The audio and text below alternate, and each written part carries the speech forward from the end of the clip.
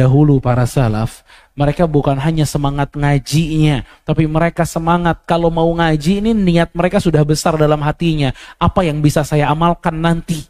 Saat saya mendengar hadisnya, saat saya mendengar ayatnya, apa yang bisa saya amalkan dengan itu semua? Jadi kita harus bertanya kepada diri kita, ini pengajian kita fungsinya apa? Kalau balik gak ada amalnya, apa fungsinya?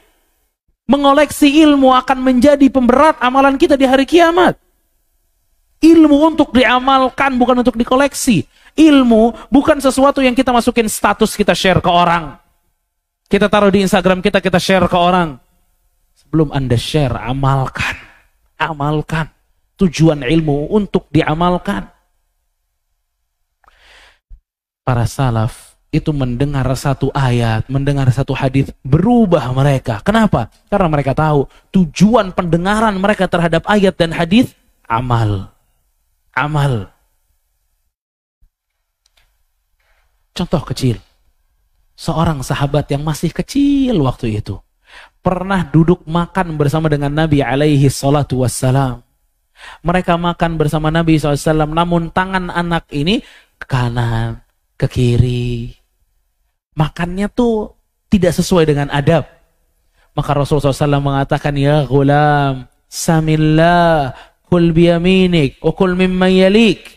Kata Rasulullah SAW, nak, makan baca bismillah, pakai tangan kanan, makan yang dekat denganmu.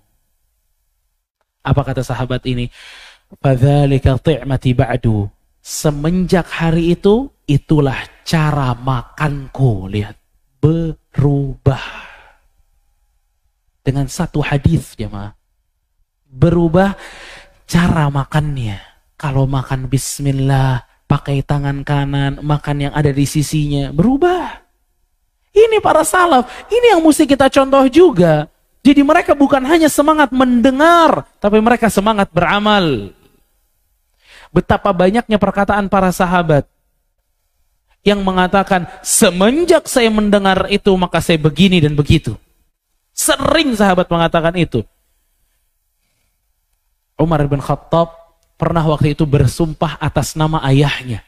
Kemudian Rasulullah SAW melarang, tidak boleh bersumpah atas nama ayahnya, harus bersumpah atas nama Allah Jalla wa'ala. Maka kata Umar bin Khattab, mundu, semenjak itu, la ahlifu illa billah. Aku tidak pernah bersumpah kecuali atas nama Allah, tidak dengan sengaja ataupun tidak sengaja. Benar-benar saya hanya bersumpah atas nama Allah. Berubah. Berubah. Itu para sahabat. Mereka semangat amalnya tinggi. Karena mereka tahu ilmu itu bukan untuk dikoleksi tapi untuk diamalkan. Makanya Imam Ahmad rahimahullah beliau mengatakan, kalau kalian mendengar sebuah hadis, maka amalkanlah. Diamalkan. Hadisnya tentang apa? Tentang masalah hati misalnya. Tentang muhasabah diri. Ya udah muhasabah diri kita, itu amalnya. Kalau ayatnya tentang keyakinan, ya keyakinan tersebut yang kita harus yakini. Kalau ayat atau hadisnya tentang amal, ya amal tersebut yang mesti kita jalankan. Karena ilmu itu untuk beramal, ayuhal ikhwah. Bukan untuk koleksi-koleksian, bukan. Kita kan yang ditanya sama Allah amalnya. Amalnya yang Allah tanya. Makanya Abu Darda aja sampai ketakutan. Kata Abu Darda, aku khawatir betul nanti di hari kiamat Allah akan mengatakan, ya Uwaimir, madza amilta fi ma'alimta. Wahai Uwaimir, apa yang dapat kamu lakukan dengan ilmu yang kamu miliki? Lihat tuh. Para sahabatnya khawatir betul ilmunya tidak mampu diamalkan olehnya.